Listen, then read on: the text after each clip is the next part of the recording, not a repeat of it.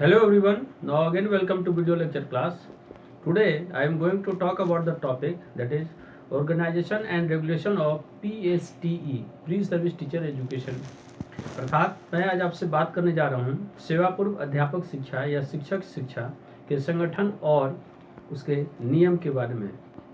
तात्पर्य यह है, यह इंटरनल असेसमेंट में और इंटरनल असेसमेंट के अंतर्गत कैसे काम करता है, आंतरिक मूल्यांकन कैसे होती है, किस प्रकार से होती है, उसके संबंध में, और स्कीम ऑफ इंटरनल असेसमेंट क्या हो, इसके बारे में भी मैं आपसे बात करूंगा।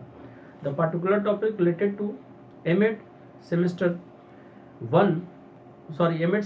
3 and paper number 9B in unit 4।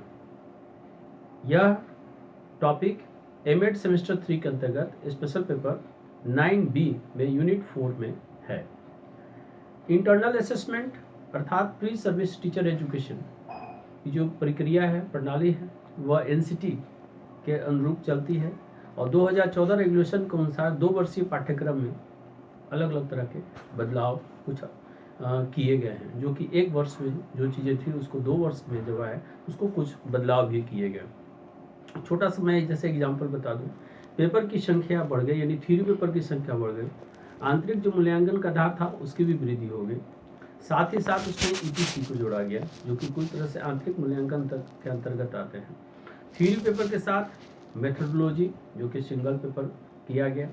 तो स्पष्ट हम कह सकते हैं कि that means so many changes takes place in the mode of internal assessment because internship also most important and play a significant role in the development of B.Ed curriculum and especially to enhance the knowledge of the teacher because पहले जो था ये 20 days का था, बाद में 40 दिन किया गया, लेकिन अब 2014 रेगुलेशन में इसे टोटल 20 सप्ताह का किया गया है, जिसमें कि 4 सप्ताह का ऑब्जर्वेशन का काम और 16 सप्ताह यानी प्रैक्टिस ऑफ टीचिंग का काम। उसके साथ ही साथ असाइनमेंट की गतिविधियों को प्रत्येक पेपर में भी जोड़ा गया है, इसे भी जो है वह परफेक्ट वे में किया गया है। सभी जो थ्योरी पेपर है उसमें भी इंटरनल को शामिल किया गया है। अटेंडेंस हो उसको भी प्राथमिकता दी गई है। इसमें मेंशन किया गया स्पष्ट कि 80% in theory and 90% in practical work. तो हम समझ सकते हैं कि जो भी इंटरनल असेसमेंट की प्रक्रिया है बहुत ही रुचिकर है और शिक्षा के दृष्टिकोण से यह अति महत्वपूर्ण है। तो अब मैं आपको और इसे विस्तार से बताने जा रहा हूँ। Now again welcome to 28th video lecture class MEd semester 3 paper 9B secondary and higher secondary education. Now today's topic organization and regulation of internal assessment in pre-service teacher education. Pre-service teacher education is the education and training provided to student teachers before they have undertaken any teaching teacher education program in India serve the varying needs of the diploma degree level of teacher education and prepare teachers from pre-primary level to institution university level. Now, teacher education in India prepare teachers at all level of education, namely pre-primary, primary, elementary, secondary, higher secondary, and the tertiary. Organizational structure of pre-service teacher education. The teacher education policy in India has evolved over time and is based on recommendation contained in various reports of the Commission on Education. The important one being the Kothari Commission 1966, the Chattopadhyay Committee 1985, the National Policy of Education NP 1986 to 1992, Acharya Ramamurthy Committee 1990, Yashpal Committee 1993, and National Curriculum Framework NCF 2005. Right of Children to Free and Compulsory Education RTE Act 2009, which became operational from 1st April 2010, has important implication for teacher education in the country. Now, curriculum, program implementation and assessment. Scheme of internal assessment.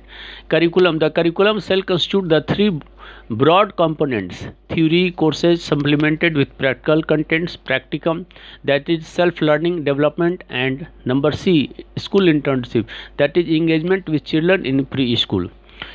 The theory and practicum courses shall be assigned a weightage in the proportion determined by the affiliating body. However, it would be desirable to maintain the equal ratio between the theory component on one hand and the practicum and school internship on the other hand. The classroom pedagogy and process shall be interactive and participatory with a focus on inclusive classroom approach, tutorials, mentoring and use of blended methods. Now, theory courses. The theory courses are generally categorized as foundation courses and contents and pedagogy courses, keeping in view the integration and balance of understanding of child and child development from a psychological and sociological perspective, and a sound understanding of knowledge of pedagogy of language, mathematics, environmental studies along the early childhood continuum. All theory courses that is related to the internal assessment and the theory part, that is full marks in 80 and 20 marks in each paper, that is as internal assignment or internal assessment. Now, practicum. Each theory course shall have associated practicals. Practical with theory classes aims at enabling student teacher to a internalize or understand theory better through linking it with the field of his situation, b develop appropriate pedagogical competencies and skill. Now, activities supplementary. Theory may include observing children, families, institutions, doing case studies, creating and practicing use of teaching learning materials, aids and activity plans, planning and conducting activities related to different development and subject domains, and planning and designing continuing and comprehensive evaluation that is helpful for the internal mode of evaluation. Now, school internship. This is in envisaged as the three-stage process. Stage 1, observation of preschool classes in different setting, that is related to the 20 marks. Number 2, planned practice teaching in preschool classes for the part of the day, that is 150 marks in internal mode. Stage 3, full-time internship or immersion in preschool program across a range of provision, public, private or NGO. A minimum of 20 weeks of internship in preschool shall be organized during the 2 years duration. Of this, 4 weeks would be dedicated to classroom observation etc. During the first year, it is 20 marks that as internal, and 16 weeks during the second year for internship in preschool, that is 130 marks as a internal. Now, program implementation or guidelines. The college institution will have to meet the following specific demands of professional program of the study. Number 1, prepare a calendar for all activities including school internship. The school internship and other school contact programs shall be synchronized with the academic calendar of the school. Now, second, initiate discourse on education by periodically organizing seminar, debate, lecture and discussion group for the student and faculty. All are helpful for the assessment of internal marks. Now, number 3, organize academic enrichment program including interaction with faculty from parent disciplines. Students shall maintain continuing and comprehensive evaluation report and observation record which provide opportunity for reflecting thinking. Next, the development of resources for the preschool must be emphasized, and partnership between the teacher education institution and preschool must be fostered through both the curriculum and running of the teacher education institution. For school internship, the TEI and participating schools shall set up a mutually agreed mechanism for mentoring, supervising, tracking, assessing the student teachers. Now, scheme of assessment. For each theory courses, at least 20 to 30% marks may be assigned for continuous internal assessment and 70 to 80% for examination conducted by the examination body, and 1/4 of the total marks weightage shall be allocated evaluating the student performance in the classroom observation 20 weeks, that is 4 plus 16 of school internship. The weightage for internal and external assessment shall be fixed by the affiliating body. Candidate must be internally assessed on the entire practicum course, not only on the project field work given to them as a part of their on units of study. The basis of this is the basis for assessment and criteria used out to transparent for student to benefit maximally out of professional feedback. Students shall be given information about their grade marks as a part of professional feedback so that so that they get the opportunity to improve their performance. The basis of internal assessment may include individual or group assignment, observation, record, diaries, reflective journal, etc.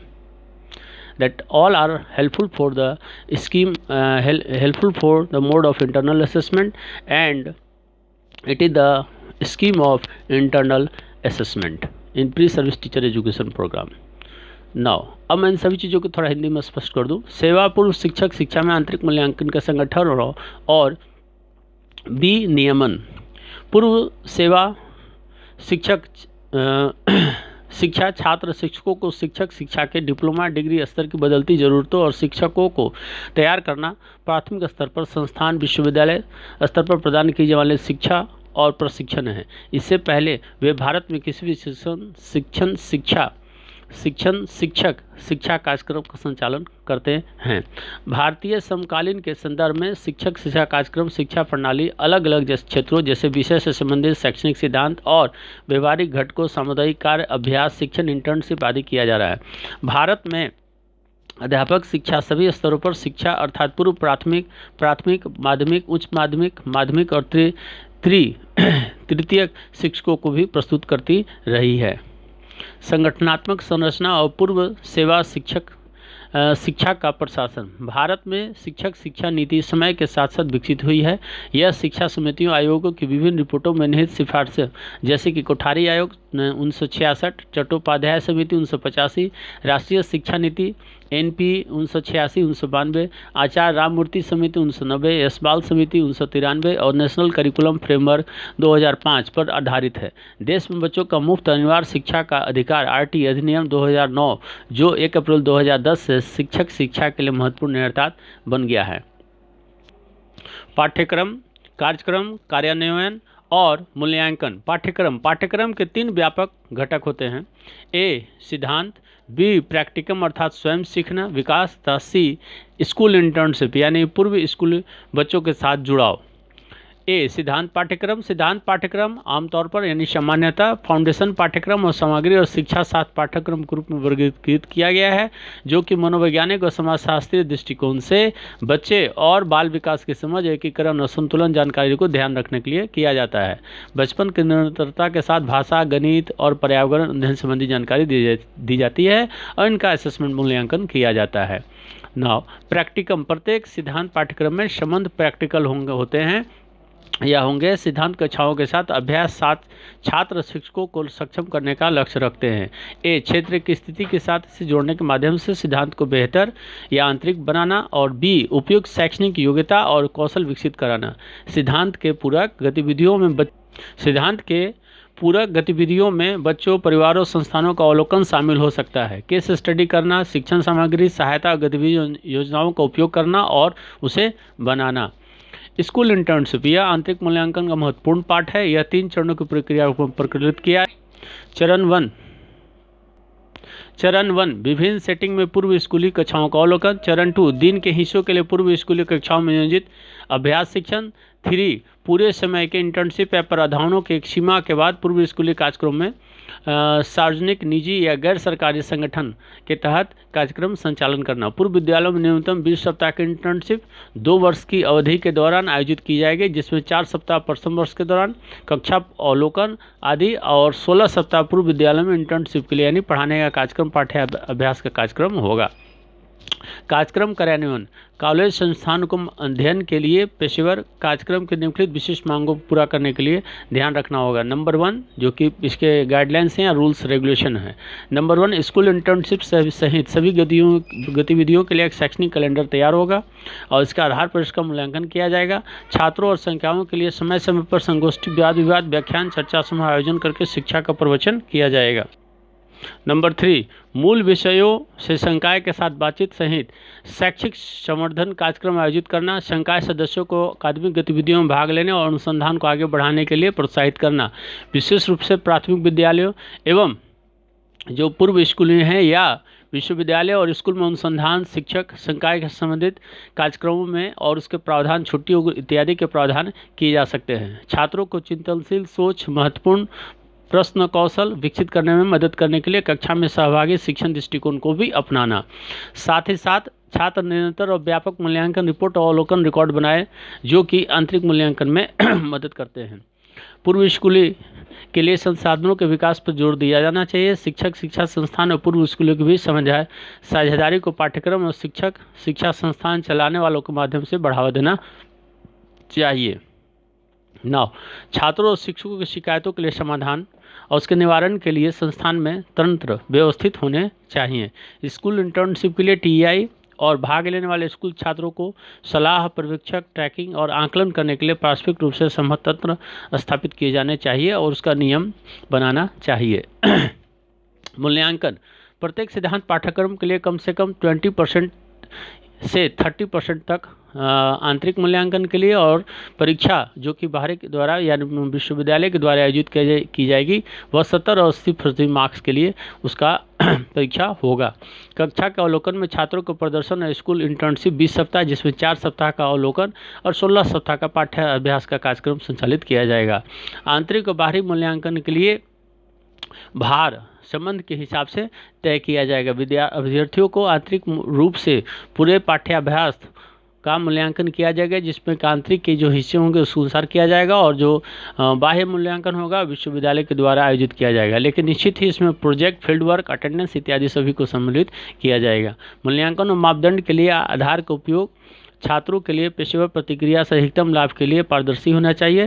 छात्रों को पेशेवर प्रतिक्रिया के भाग के रूप में उनके ग्रेड, अंकों बारे में जानकारी दी जाएगी ताकि वह प्रदर्शन को सुधार करने का अवसर भी उन्हें मिल सके। आंतरिक मूल्यांकन के आधार पर व्यक्तिगत या सामूहिक असाइनमेंट, समूह अवलोकन, रिकॉर्ड, डायरी, चिंतनशील पत्रिका आदि भी इसमें शामिल हो सकते हैं।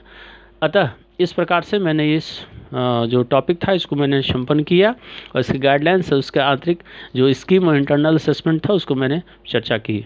तो मिलते हैं अगले क्लास में एक और नए टॉपिक के साथ। तब तक के लिए धन्यवाद।